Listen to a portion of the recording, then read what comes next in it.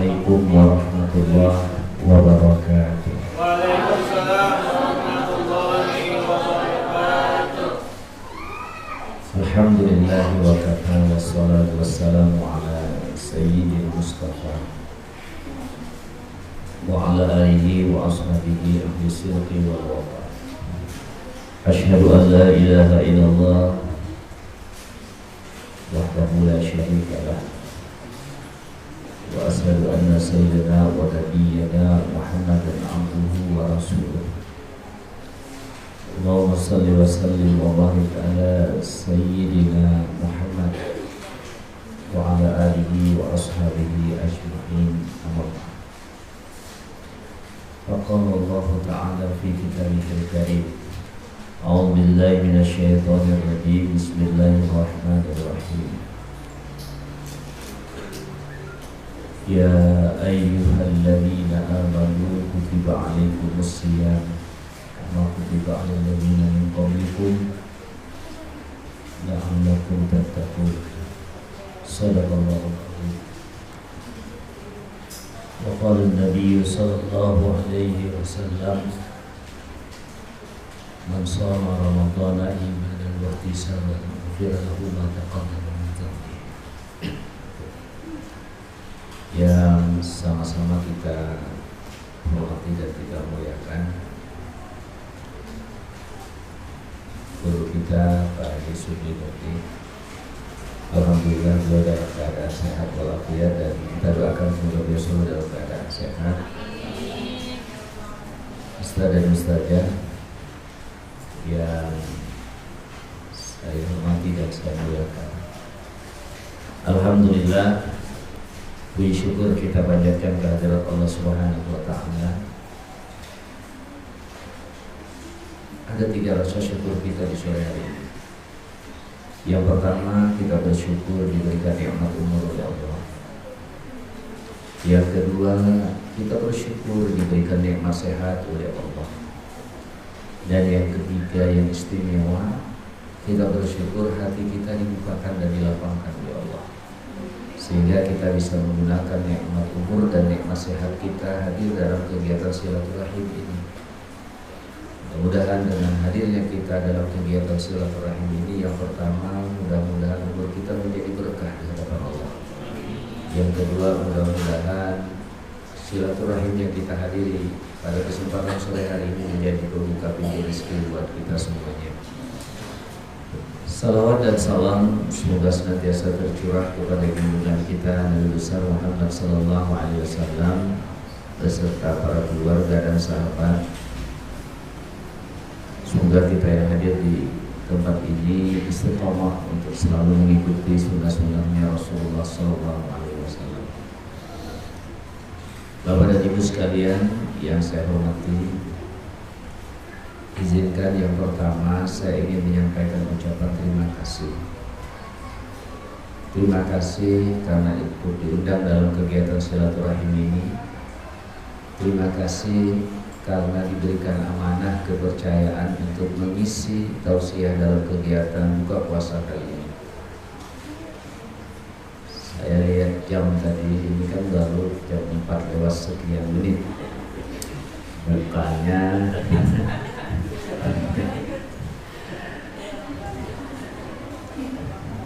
ini apalagi yang diceramah ini guru. Kalau hujan orang kita bandar, Pak Subli ini bisa melajari itik Pak Unyung nih.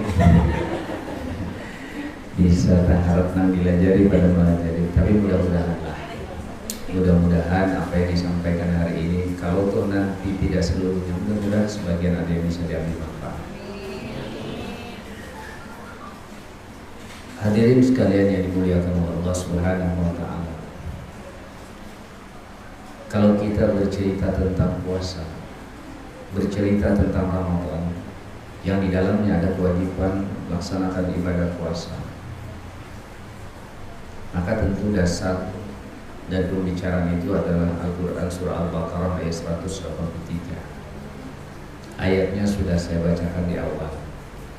Ya ayyuhalladzina amanu kutiba 'alaikumus shiyam kama kutiba 'alal ladzina min qablikum la'allakum tattaqun. kita memahami ayat ini, ada beberapa bagian penting yang perlu kita pelajari. Ada beberapa bagian penting yang perlu kita bicarakan.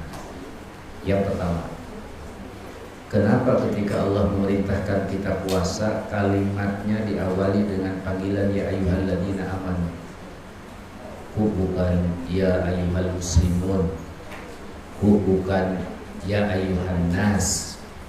Tapi mengapa perintah puasa itu Allah awali dengan memanggil kita dengan kalimat ya ayyuhalladzina amanu? Satu.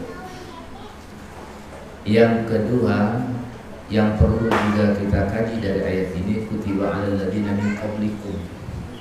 Ternyata puasa ini adalah sebuah kewajiban yang tidak hanya kita yang melakukan, tapi sebelum kita pun sudah ada orang yang melaksanakan ibadah puasa. Pertanyaannya, siapakah orang yang pertama kali melaksanakan ibadah puasa? Dan yang ketiga, ayat ini di penghujungnya itu membuat sebuah tujuan dari pelaksanaan ibadah puasa itulah la'allakum tattaqun, agar kamu menjadi manusia yang bertakwa. Kenapa itu yang menjadi tujuan? Kok tidak la'allakum mukhlisun misalnya? Tapi kenapa la'allakum tattaqun, agar kamu menjadi manusia yang bertakwa? Tiga ini barangkali kalau kita bahas, mudah-mudahan waktunya cukup. Supaya apa? Supaya kita memahami sebetulnya apa sih rahasia dari ibadah puasa yang kita kerjakan ini. Yang pertama, mengapa ibadah puasa itu diawali dengan kalimat ya ayyuhalladzina amanu, hai orang-orang yang beriman? Karena memang hanya orang yang beriman yang bisa melaksanakan ibadah puasa. Siapa orang yang beriman itu? Orang yang beriman itu adalah orang yang selalu merasa hidupnya diawasi oleh Allah. Orang beriman itu dimanapun dia berada, dia merasa tidak sendiri. Dia merasa selalu diawasi oleh Allah. Nah, ibadah puasa ini Bapak Ibu yang dimuliakan Allah Subhanahu wa ta'ala, dikatakan oleh Rasulullah, kam min sa'imin laisa lahu min siyamihi illa al-jumu'ah. Betapa banyak orang yang berpuasa, kata Rasulullah, dari pagi sampai sore hari dia menahan mulutnya untuk tidak makan dan tidak minum. Tetapi ketika dia berbuka, dia tidak memperoleh apapun dari ibadah puasanya kecuali lapar dan haus. Nah, ini Bapak Ibu yang dimuliakan Allah, karena yang bersangkutan itu hanya mampu mempuasakan mulutnya untuk tidak makan, tapi dia tidak mampu mempuasakan seluruh anggota tubuhnya untuk tidak maksiat selama dia puasa. Jadi puasa ini ada yang membatalkan puasa, ada pula yang membatalkan pahala puasa. Nah, kalau orang tidak makan dan tidak minum dari pagi sampai sore, puasanya sah. Tapi kalau dilanjutkan pertanyaan, apakah puasanya mendapatkan pahala atau tidak, kita lihat dulu. Tentu setiap orang, saudaraku kaum muslimin rahimahullah, setiap orang tentu apapun yang dia lakukan, dia tentu kepingin ada hasilnya. Pagi-pagi seorang baru bangun dan dia keluar rumah bekerja dengan peluh keringatnya, dia bekerja, tentu harapannya apa? Bangunan selesai, gaji dibayar orang. Guru pagi berangkat, sorenya pulang, harapannya di awal bulan gaji dibayar. Itu kan harapannya. Kalau begitu pula kita dalam hal ibadah, tentu sangat berharap ibadah kita diridai oleh Allah. Jadi kita ingin ibadah yang kita lakukan, termasuk ibadah puasa yang kita kerjakan, menjadi ibadah yang diridai oleh Allah. Maka ketika kita ingin mengharapkan keridaan dari ibadah puasa yang kita lakukan, maka tadi dasarnya haruslah iman. Iman itu artinya orang yang merasa terawasi oleh Allah, orang yang merasa diperhatikan oleh Allah. Saya ngomongin orang lain, orang yang saya ngomongin nggak dengar omongan saya, tapi Allah dengar omongan saya.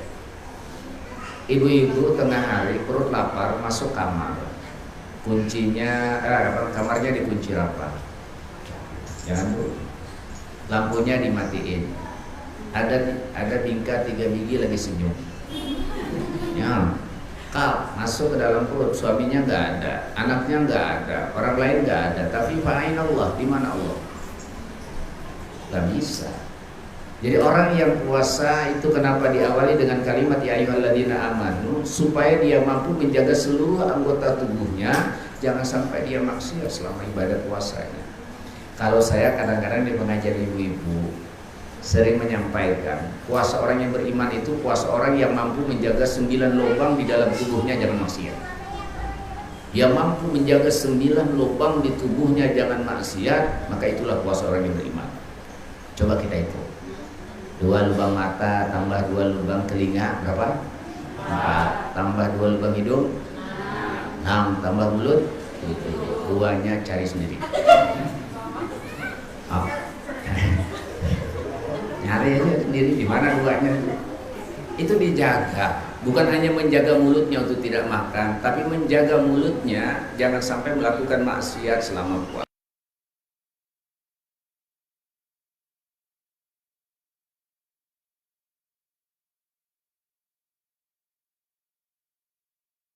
Maksiat selama melaksanakan ibadah puasa.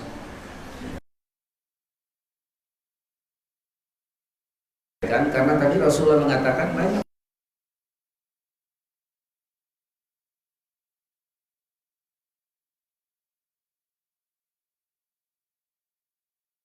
orang yang puasanya beriman, tentu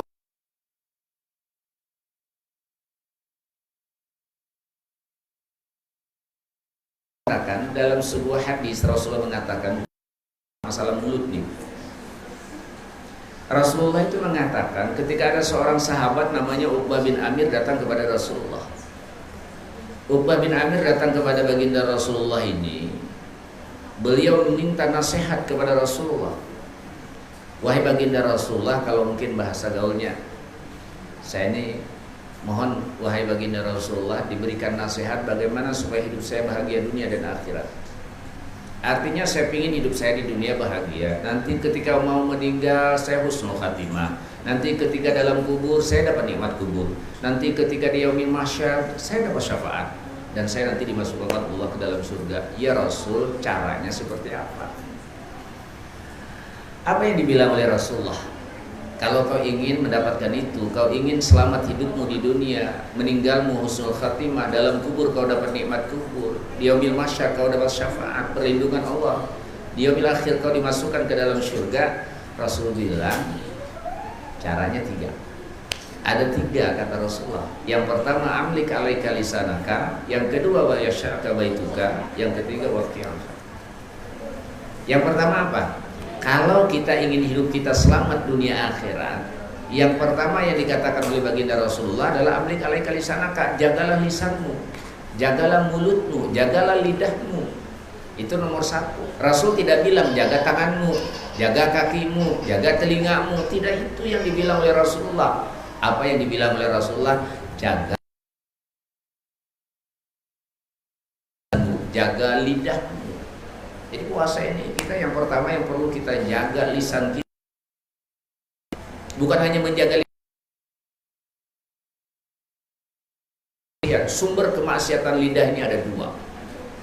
Makanya yang dijaga dari lisan kita ini apa? Yang keluar dijaga, yang masuk dijaga.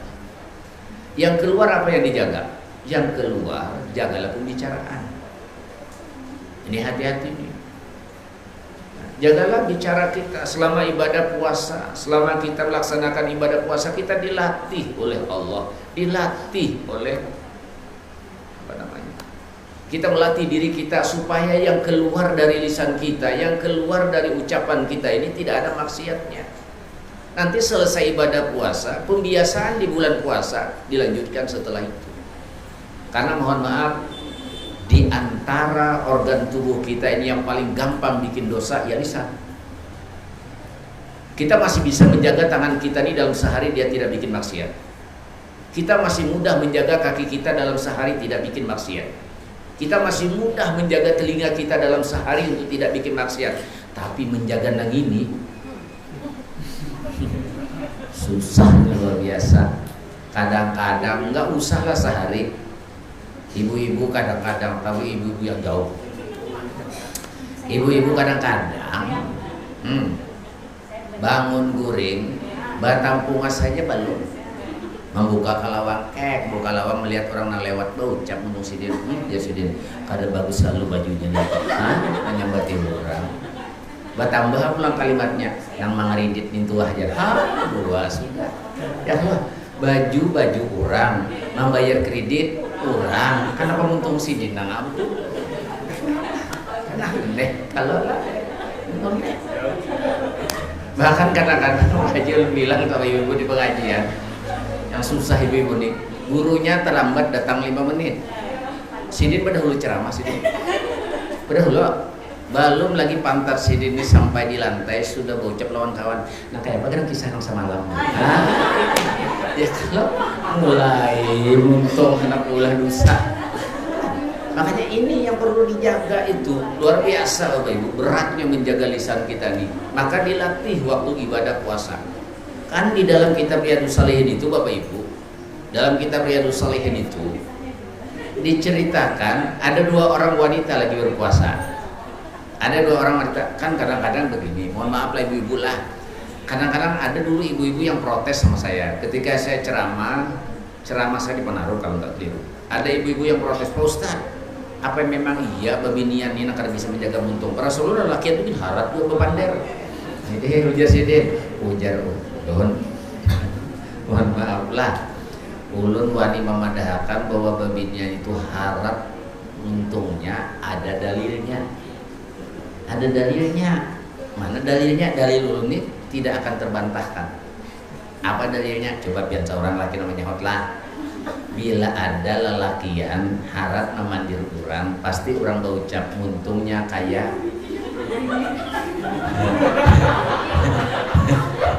Adalah bila babinian tuh harap memandir orang lalu orang berucap untungnya kayak lelakian. Kan ada dan itu bukan babinian aja. Gimana gitu bukan ibu-ibu kan bertakon lagi baik. Ya Allah, itu loh sampai itu orang itu pasti berucap nang kayak itu orang. Jadi oleh karena itu makanya puasa itu mendidik kita untuk menjaga lisan kita. Apa yang perlu dijaga? Yang pertama, jagalah sesuatu yang keluar dari lisan kita. Janganlah keluar kata-kata yang hanya bikin maksiat kita. Karena mohon maaf dalam hidup ini sehari itu berapa kata yang keluar dari mulut kita. Dan setiap kata yang keluar dari mulut kita minta maaf itu pasti ada 2 kemungkinan. Kalau kada jadi dosa jadi pahala. Kada bisa ada. Pokoknya apapun yang keluar dari lisan kita ini, mohon maaf, jangankan satu kalimat, satu kata saja keluar dari lisan kita itu pasti ada nilainya. Kalau kada jadi pahala, jadi dosa. Maka hati-hati, sampai Rasul mengatakan apa? Pasti ibu hafal. Falyakul khairan aw liyasmut. Bicaralah yang baik. Kalau kamu tidak mampu melakukan itu, kata Rasulullah, lebih baik kamu diam. Karena diam itu tidak akan menimbulkan 2 hal, tidak akan bikin pahala dan tidak akan bikin dosa. Lebih baik itu. Nah jadi ini yang perlu dijaga dari lisan kita ini, pembicaraan kita. Jaga lisan kita, jangan bicara maksiat. Karena mohon maaf, contoh, jangankan satu kalimat lah, satu kata saja keluar dari lisan kita ini pasti ada nilainya. Mana contohnya Ustaz? Contohnya menyambat orang bungul. Nah tahu lah bungul, apalagi lawan mata-matanya bungul. Akhirnya itulah ini satu kata saja bungul. Ya kalau akhirnya yang bersangkutan sakit hati, abahnya nambah isi anak sakit hati, disambat anaknya bungul, mamanya sakit hati, anaknya disambat bungul, membuat sakit hati di hati orang lain itu maksiat. Satu kata aja toh, apalagi satu kalimat. Ikam nih bungul, pas benar abah ikam, pas benar mama ikam. Buah ikam tuh sarumahan bungul berataan. Oh mama gilnya, ayah loh. Magitnya banyak pada dosanya nih toh. Nah, mana satu kata yang bikin ibadah? Menyambat anak orang pintar, jadian. Yang lolon murid itu nah, pintar, senang hatinya, maka membuat senang di hati orang lain itu ibadah. Mamanya senang, abahnya senang, anaknya disambut pintar, ya Bapak. Dan itu bagian daripada ibadah. Maka oleh karena itu, puasa ngajarin kita nih menjaga lisan kita, menjaga mulut kita. Dahulu adik-adik sekalian, dulu di dalam kitab Riyadhus Shalihin itu kan diceritakan ada 2 orang wanita lagi berpuasa. Nah, ini duduk di pinggir jalan berdua nenek. Rupanya nang katuju duduk di pinggir jalan ini mah terbahari. Allah duduk di pinggir jalan. Lewatlah sahabat Rasulullah. Seorang sahabat Rasulullah lewat karena nang buat 2 ini duduk di pinggir jalan, ngobrol di pinggir jalan. Itu. Akhirnya wanita ini kelelahan luar biasa, kecapean luar biasa. Kalau bahasa kami Banjar dengan bahasa Pak Haji itu orangnya liut sudah, puasa setengah hari liut sudah. Paham liut toh? Tahu ya kalau liut. Amun kada mengerti liut, kenapa mencontohkan liut kayak apa? Amun kada paham. Jadi lihat tuh orangnya, mana ada puasanya. Akhirnya dipanggillah sahabat yang lewat itu. Begitu sahabat itu mendekat, dua wanita itu kemudian berucap, bisalah minta tolong. Ujar sahabat, bisa. Apa yang bisa aku bantu? Tolong kau temui Rasulullah. Kau tanyakan kepada Rasulullah, tapi kau ceritakan dulu keadaan kami yang berpuasa yang susah, payahnya luar biasa nih. Tolong kau ceritakan, setelah itu kau tanyakan dengan Rasulullah, boleh enggak kami berbuka sebelum waktunya sampai? Artinya setengah hari ini aja kami boleh kada berbuka itu nah. Akhirnya oke, sahabat ini tadi datang kepada Rasulullah. Sampai di hadapan Rasulullah, kemudian dia bercerita, ya Rasul di ujung gang sana, di ujung Garuda 4 sana tuh nah. Ada dua perempuan yang berpuasa dalam keadaan lemah luar biasa.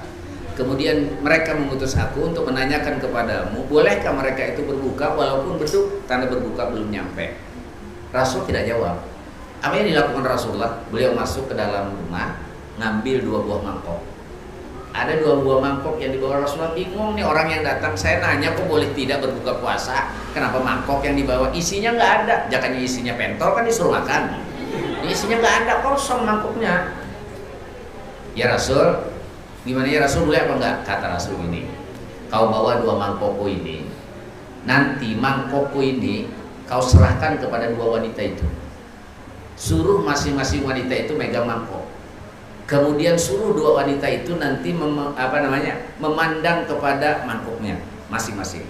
Setelah itu kata Rasulullah nanti akan keluar makanan dan silahkan mereka berbuka dengan itu. Akhirnya ya pulang.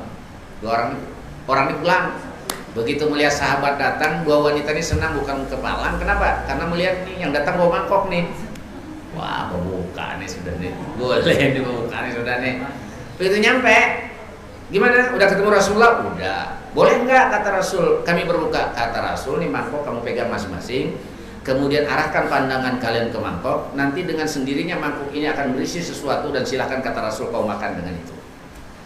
Akhirnya wanita ini mandang mangkok begini. Begitu dia mandang mangkoknya, perutnya mual, muntah kedua-duanya, dan muntahnya langsung masuk ke dalam mangkok. Waduh, disuruh makan pakai ini. Nangis 2 orang wanita ini mengadu kepada Rasulullah, ya Rasul, kau suruh kami berbuka dengan ini. Apa kata Rasulullah? Antum puasa, tapi selama antum berpuasa, kalian berdua berpuasa, apa yang kalian lakukan dari pagi tadi sampai siang ini? Kalian di pinggir jalan, kerjaannya cuma menggibah, kerjaannya cuma gosipin orang lain. Kamu tahu enggak? Kalau kamu gosipin orang, apa yang kau makan di akhirat nanti adalah bangkai daging saudara. Nah ini makan dulu aja Rasulullah. Nah, 2 orang wanita itu. Nah inilah karena ketidakmampuan menjaga lisan. Bukannya dapat rahmat dari Allah, bala dari Allah nanti yang akan kita terima. Makanya hati-hati, puasa jaga lisannya, puasa jaga lidahnya. Biasakan ini, setelah selesai puasa dilanjutkan.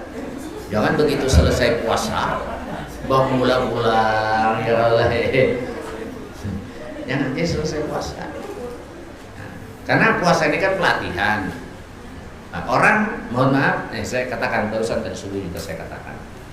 Sekarang saya bilang begini, keberhasilan orang mengikuti pelatihan itu bukan diukur pada saat dia pelatihan, bukan. Keberhasilan orang kuliah itu bukan ditentukan pada saat dia kuliah, bukan. Orang kuliahnya misalnya di Fakultas Pertanian, apakah ukurannya ketika kita mengukur keberhasilan dia pada saat dia kuliah? Tidak. Keberhasilan dia sekolah di Fakultas Pertanian ukurannya kapan? Selesai kuliah disuruh nanam padi, hidup. Selesai kuliah disuruh menanam benih, hidup.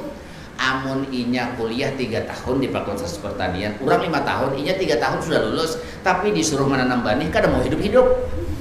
Suruh nanam padi kada hidup-hidup. Tuh orang tuh kada sukses kuliah. Kuliah di Fakultas Tarbiyah,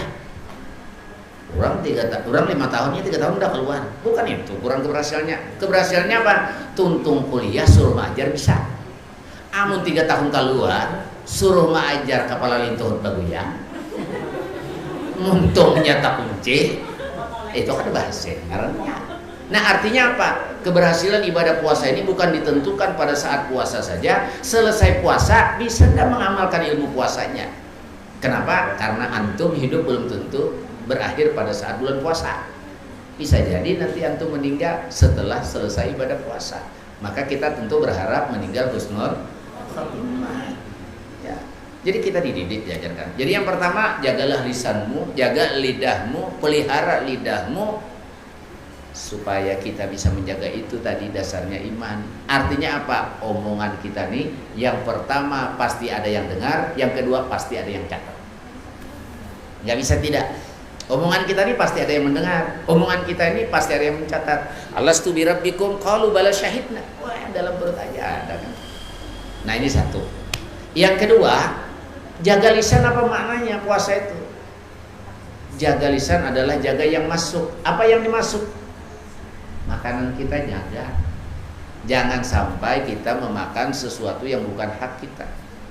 Jangan saya bilang prinsip mangga urang manggaku, pisang urang pisangku. Itu mau nyaganalnya kina laki urang lakiku, jadi itu kena ngalih nah kayak itu ya kalau diakuinya berataan ya Pak.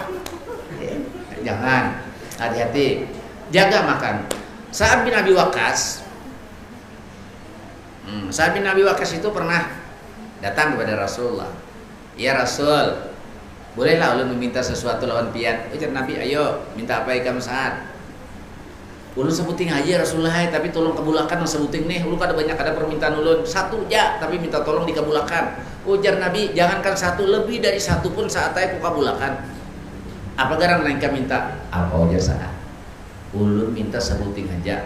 Pian berdoa kepada Allah, mintakan kepada Allah setiap kali saat berdoa, jangan ditolak doanya saat. Wah tuh sebuting aja yang diminta, tapi paharatnya. Nah kalau sama tuh orang Banjar tuh pandir lah, hidup nih jersidin kada usah sugih, yang penting ada. Tuh sama tuh. Kada usah sugih hidup nih jersidin, yang penting ada. Nah itu apa nyugihnya? Ya Allah, hendak mobil ada, hendak rumah ada, kan itu. Ya, sama sih saat nih, ulun kada banyak ada ya Rasulullah permintaan lawan pian. Sebuting aja pian berdoa lawan Allah, pinta akan lawan Allah. Setiap kali ulun berdoa, jangan ditolak doa ulun. Nah itu paharatnya kalau pintar bener itu. Ya Allah, senyum Rasulullah. Apa yang dilakukan Rasulullah? Rasul langsung berucap atik matma'akatatun mustajabud da'wah. Perhatikan yang ikam makan, maka doa ikam dikabulkan Allah. Ternyata makanan ini menentukan mustajab atau tidaknya doa kita. Jadi hati-hatilah. Ya kalau makanan kita ini kada usah syarat, tapi isi perut kita diridai oleh Allah Subhanahu wa taala. Kalau di ibu-ibu pengajian sering saya katakan, makanan kita ini kada usah syarat sepiring cukup. Nasi sepiring, iwak sepiring, buah sepiring, ujungnya duit sepiring cukup aja. Harus itu orang Banjar lagi nih tuh ya Allah. Dulu anakku sekalian, masih bilang anak ya, karena dikira tuh aku bang kira-kira. Dulu lah, saya mohon maaf ya. Ini mungkin hubungan tarbiyah banyak ya, karena saya kebetulan bukan murid ibu juga. Saya orang tarbiyah juga Pak Haji, tarbiyah di sini juga. Cuma tarbiyah zaman tahi, zaman lepas sudah. Saya lulusan saya masuk angkatan tahun 96. 90, saya angkatan tahun 90. Ibu sudah di sana juga. Pak Haji mungkin masih dikambil waktu itu. Insya Allah terus ingat. Nah, makanya kalau saya bilang adik-adik wajar juga lah. Ya, kalau bilang adik-adik. Memang kalau saya bilang anak belum wajar karena belum pas untuk jadi menantu saya. Belum, saya masih kecil.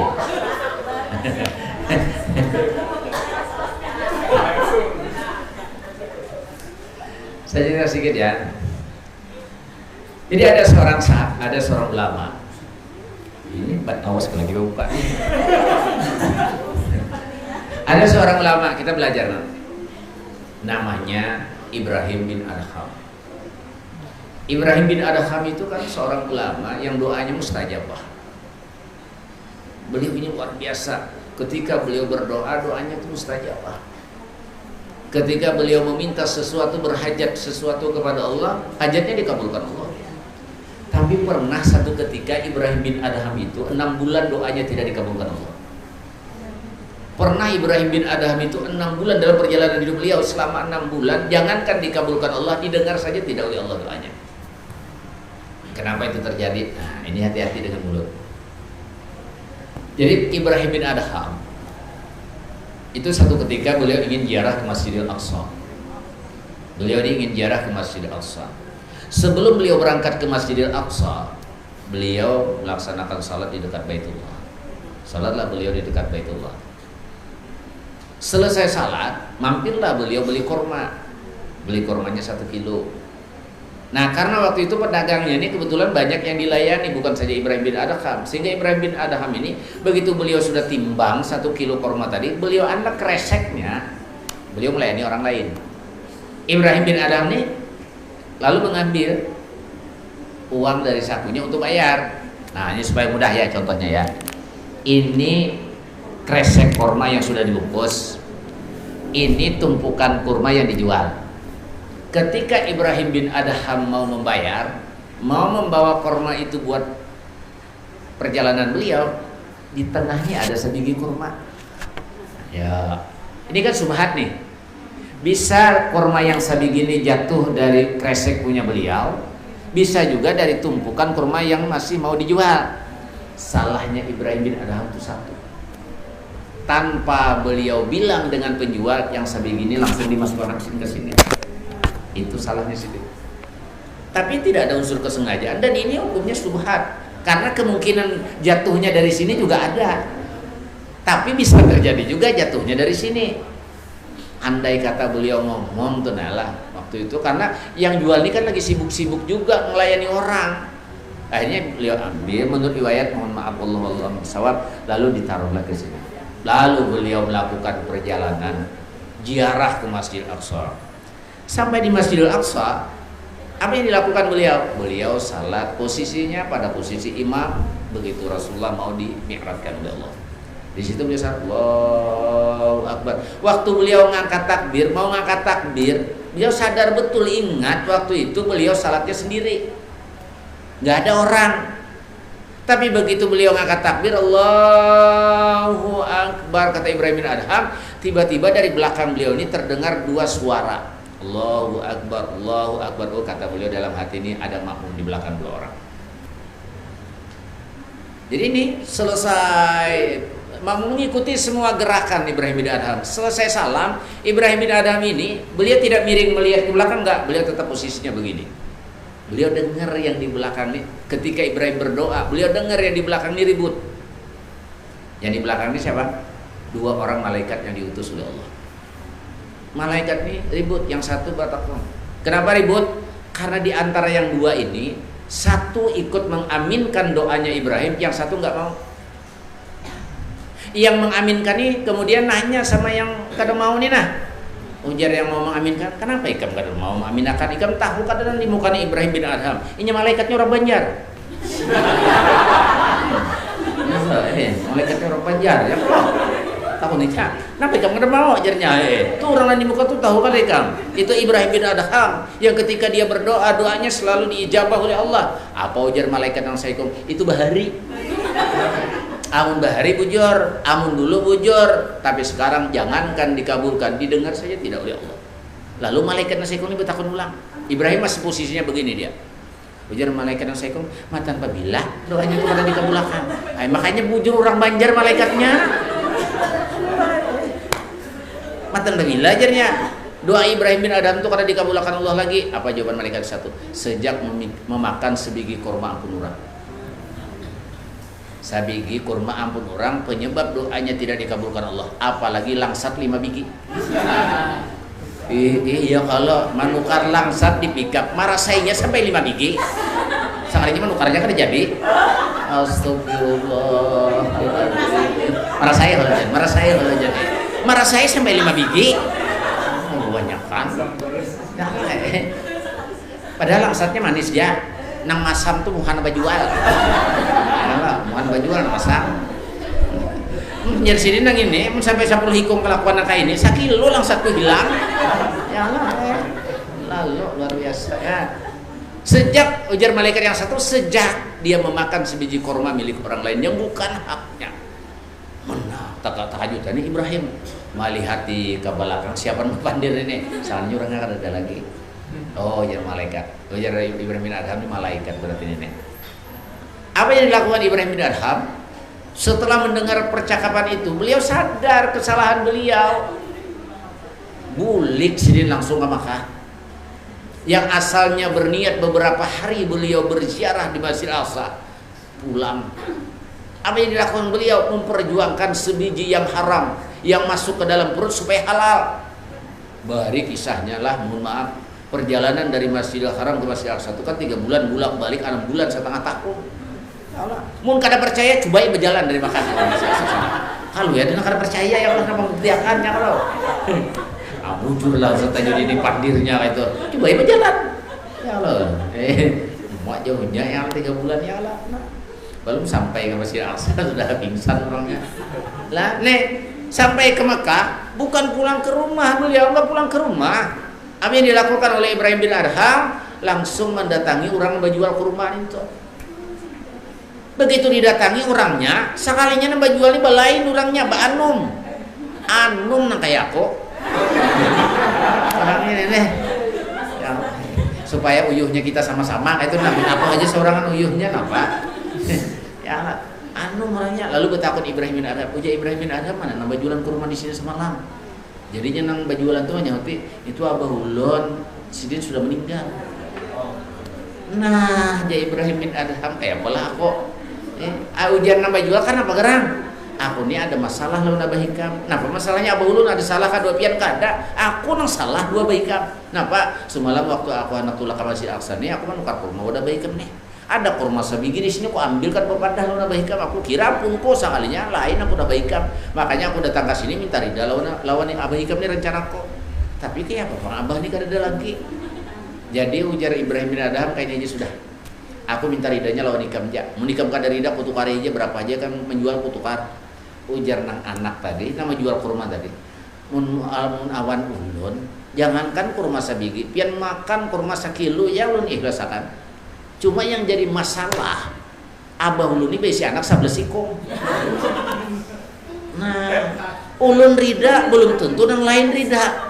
Jadi mun pian bujur-bujur anak minta rida sabiji kurma nang sudah masuk ke dalam perut pian paksa pian mendatangi dan sana ulun nang 10 itu. Maka jauh-jauh pian wadahnya ada nang di Barabai, ada nang di Amuntai, wadahnya itu jauh-jauh.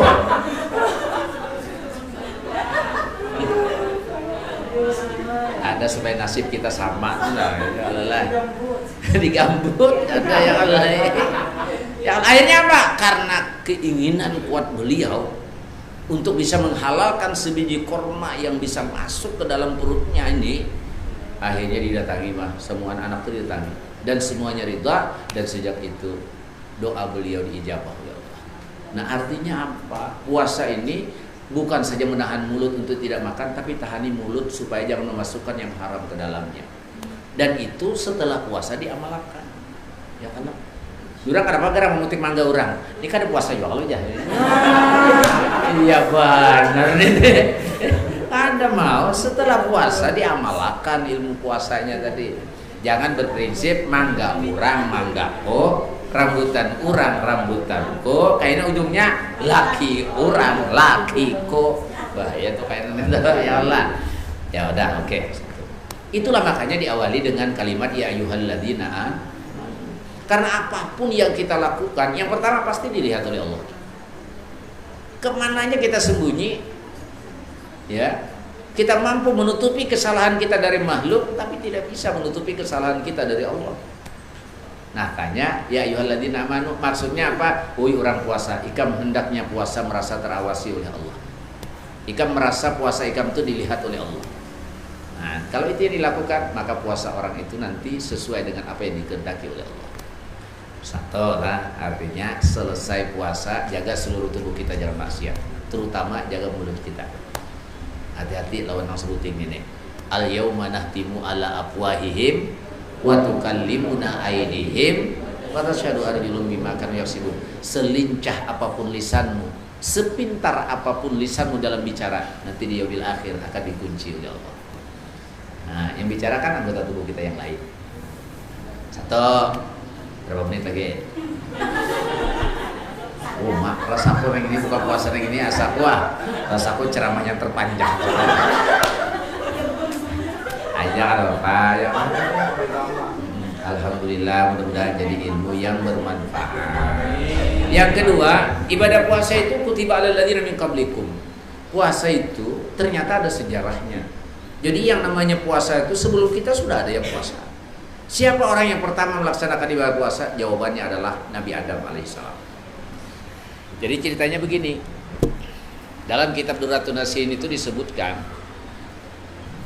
ketika Allah menciptakan fisiknya Nabi Adam, sempurna Nabi Adam ini secara fisik. Roh saja yang belum lagi dimasukkan ke dalam tubuh Nabi Adam. Artinya batangan sudah, babatis sudah, bakapala sudah, baparut sudah, ke bawah parut pun sudah. Jangan biar bertakon apa itu? Alay, bisa ditakon nih. Artinya lengkap sudah, tapi belum ditiupkan roh oleh Allah.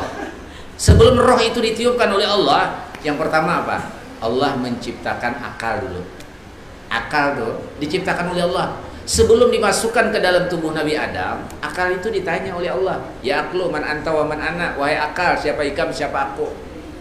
Artinya ini belum lagi dimasukkan nih. Hendak dimasukkan ke dalam tubuh Nabi Adam, ditanya, berdialog Allah dengan akal. Ya aklu man anta wa man ana, siapa ikam, siapa aku. Apa jawaban akal? Anta rabbi wa ana abdi, engkau adalah Tuhanku dan aku adalah hambamu, kata Allah. Bagus, masukkan tubuh Nabi Adam. Makanya orang tuh asal menggunakan akal sehatnya dia percaya terhadap Allah.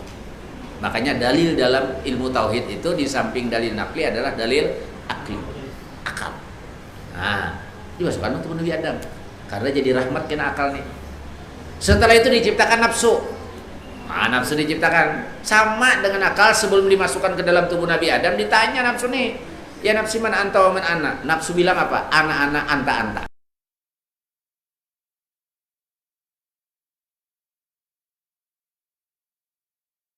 Di Adam menjadi orang yang durhaka nanti. Akhirnya apa? Nafsu ini diazab.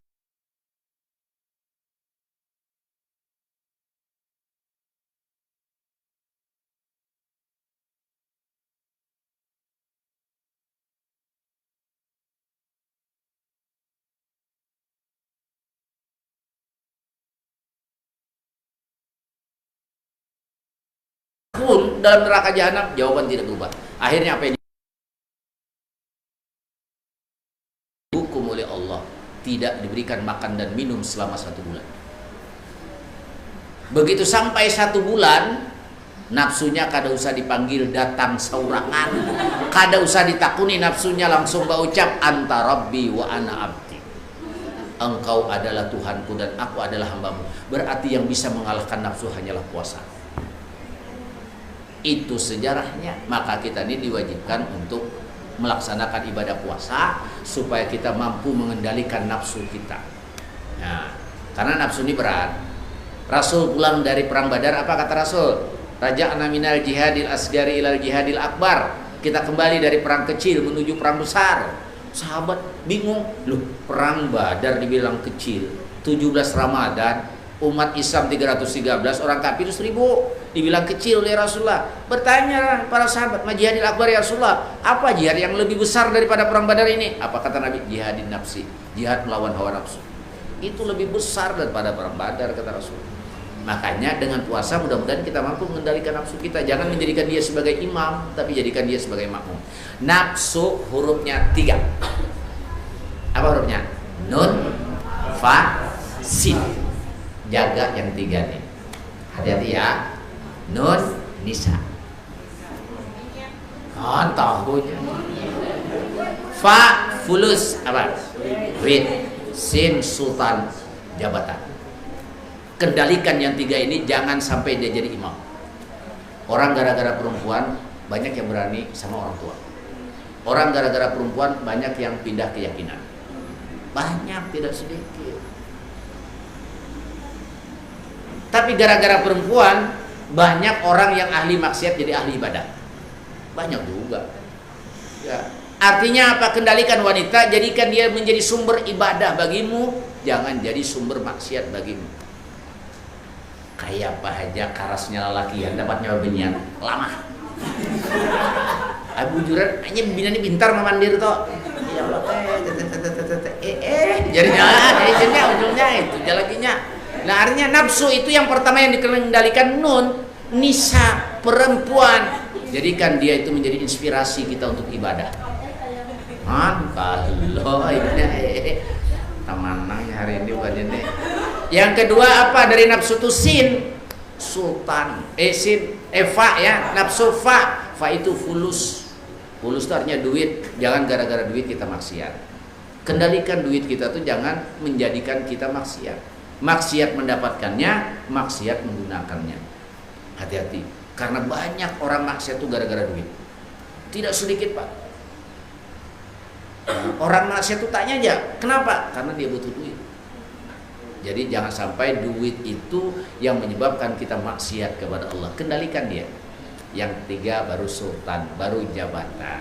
Hati-hati juga yang punya jabatan, karena jabatan itu bisa menjerumuskan. Jadikan jabatan itu karena kullukum ra'in wa kullukum mas'ulun an ra'iyatihi. Setiap kita pemimpin dan setiap pemimpin akan dimintai pertanggungjawaban oleh Allah. Nah, jadi ini yang kedua yang perlu kita pahami dari ayat itu apa artinya?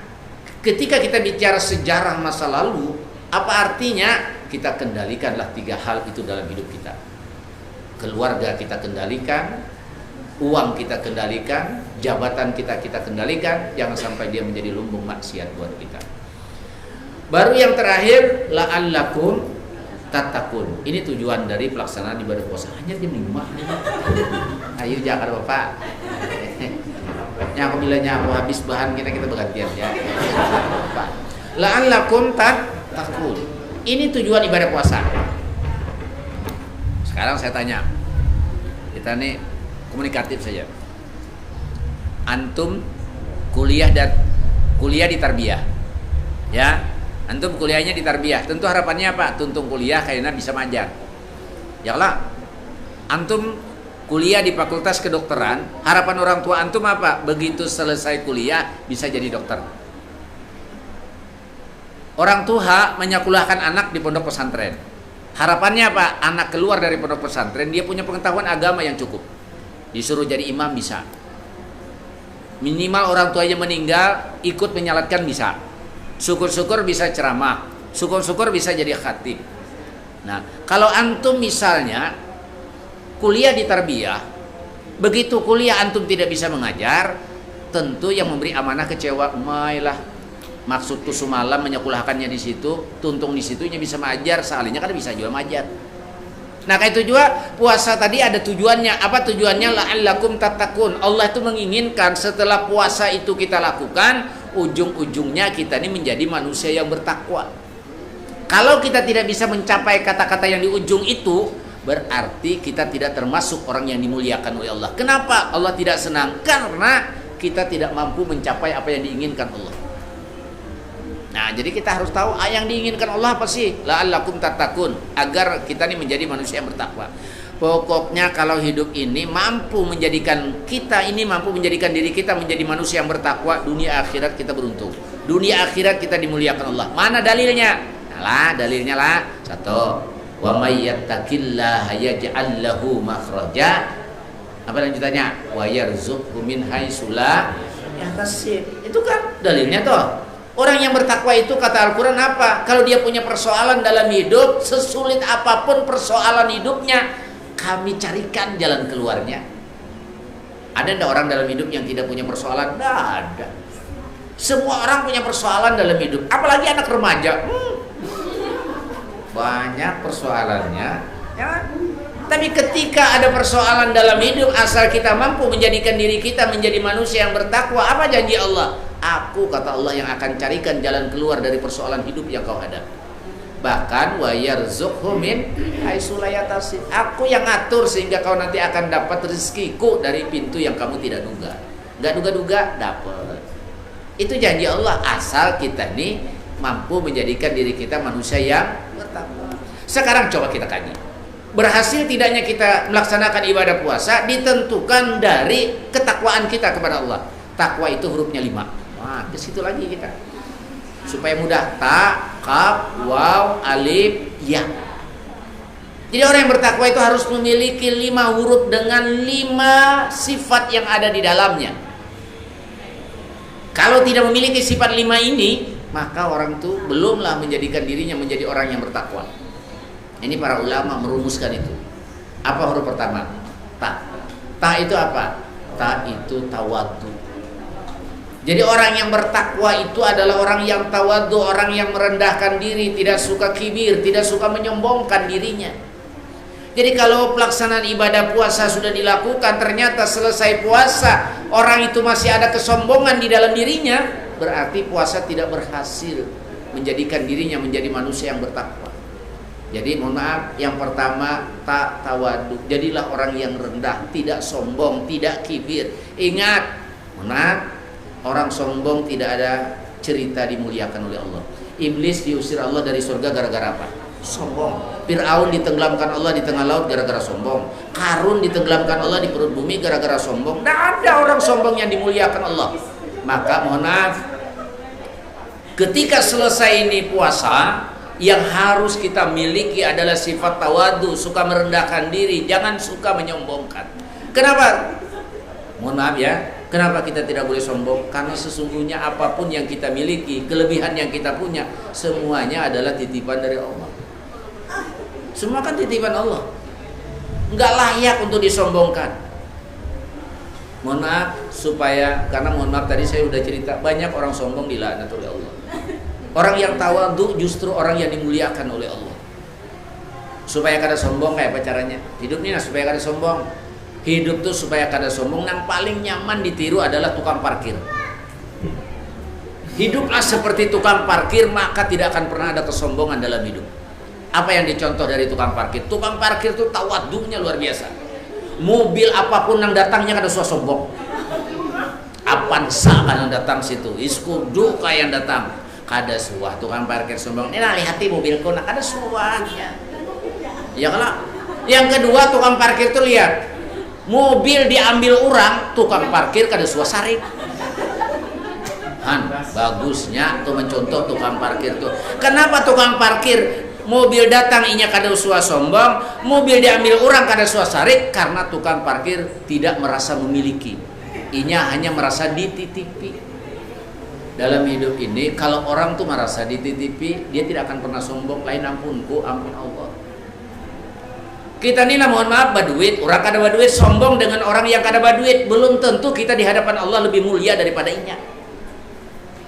Belum tentu karena di akhirat kita berdahulu masuk surga daripada inya. Jangan-jangan terdahulu inya masuk surga daripada kita. Jangan menghina orang lain. Ya, karena sombong nih mohon maaf lah, apapun bisa disombongkan. Ya Allah, baisi di sini nah utas 5 gram. Sekali mengawai taksi. Jadi sampai kantong 5 gram di sini nah. Orang tuh mengawai taksi kayak ini jadi ay. Cuma nangaran sombong tadi taksi. Ya Allah ya. Tapi nang haratnya, nang sombong nang paling harat tukang taksinya. Ketika ditatingi orang ganggam kayak ini taksi, tukang taksinya kada kalah sombongnya. Parakinya aku ingin berisi. Soalnya orang gigi orang masih lam amas di sini ya Allah. Akhirnya tukang taksinya sombong, nah anak naik taksinya sombong. Nah ini jangan disemuakan ya kalau ajar dulu nih, mohon maaf dong ibu-ibu, kadang-kadang saya sampaikan jangan sombong bu. Hari ini mohon maaf sama ibu-ibu lah, ulun mohon ibu-ibu bang. Hari ini ujar ulun rumah saurang, isuk bisa jadi rumah urang. Bisa kada? Bisa kada berduit juga. Hari ini mobil kita isuk bisa jadi mobil orang, bisa kada? Bisa. Hari ini emas kita isuk bisa jadi emas orang, bisa kada? Bisa. Hari ini laki kita isuk jadi laki orang. Ada. Bisa itu yang anda pilih. Parah nggak diambil akan bapak-bapak dari yang lain.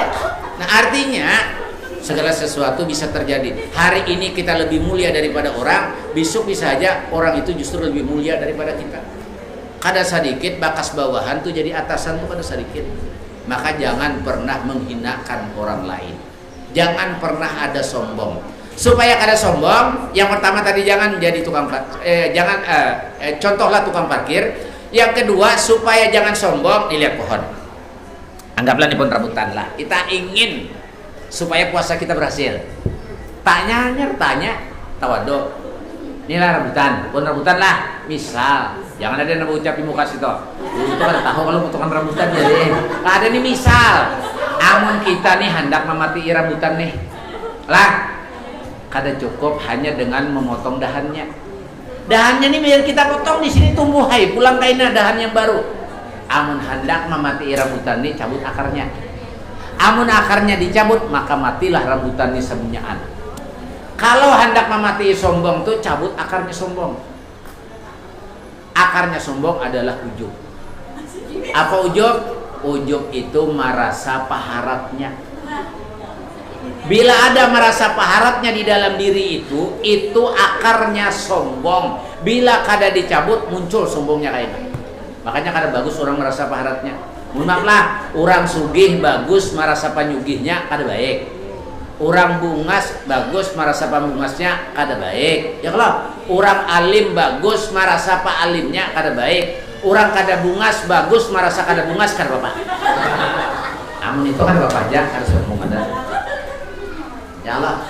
Artinya awal dari penyakit sombong itu karena ada ujub, karena merasa diri paharatnya, karena merasa diri pembagusnya, karena merasa diri pembaiknya. Itu yang memunculkan sombong di dalam diri kita.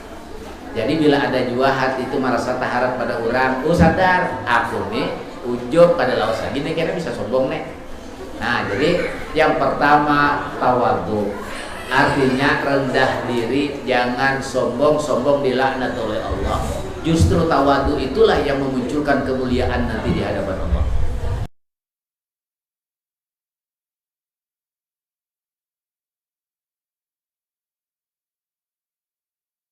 Ini lagi 15 menit lagi. Oh 15 menit aja. Dua jam kada makan dulu ya Allah.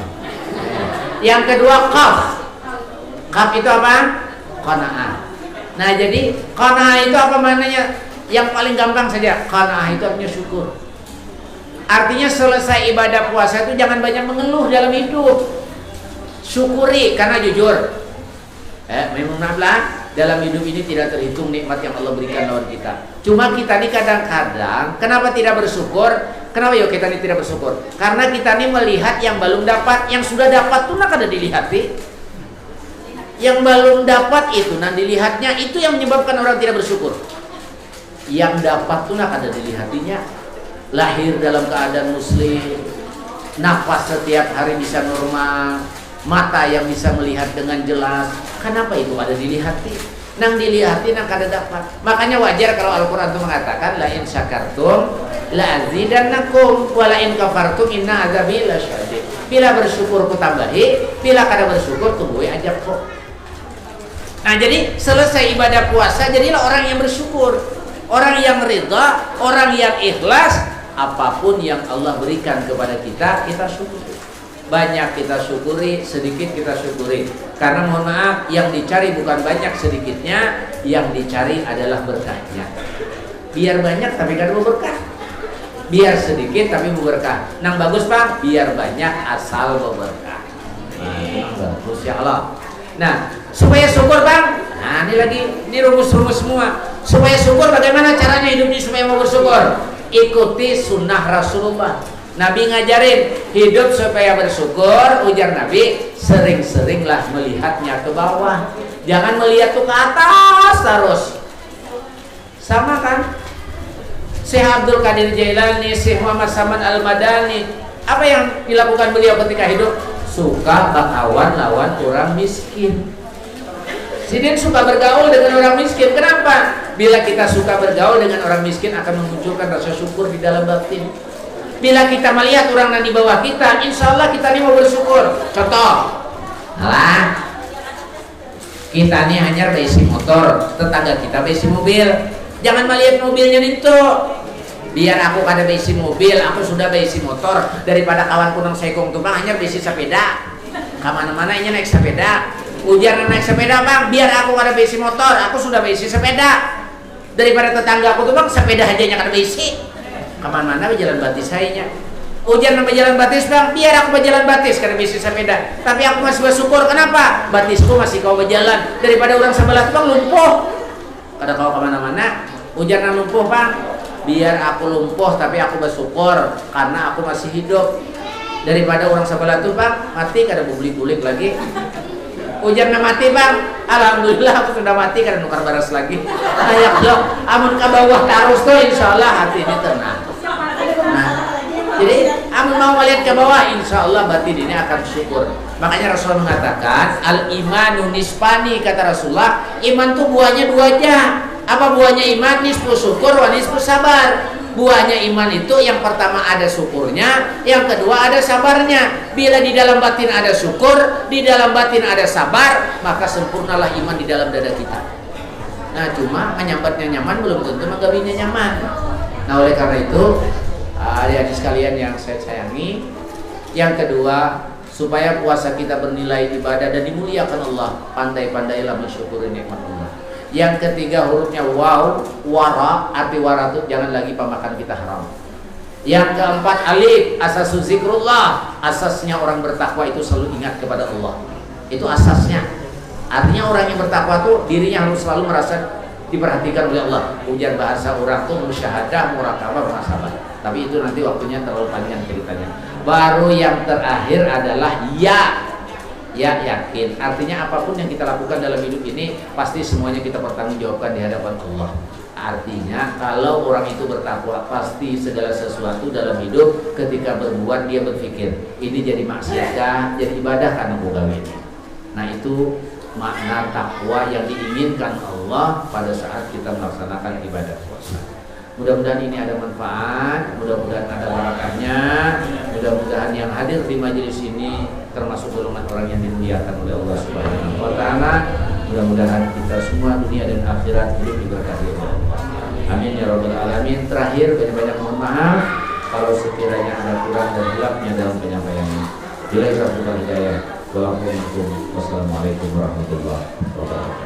Waalaikumsalam warahmatullahi wabarakatuh. Baik, terima kasih Ustaz, ceramahnya luar biasa sekali pada sore hari ini tentang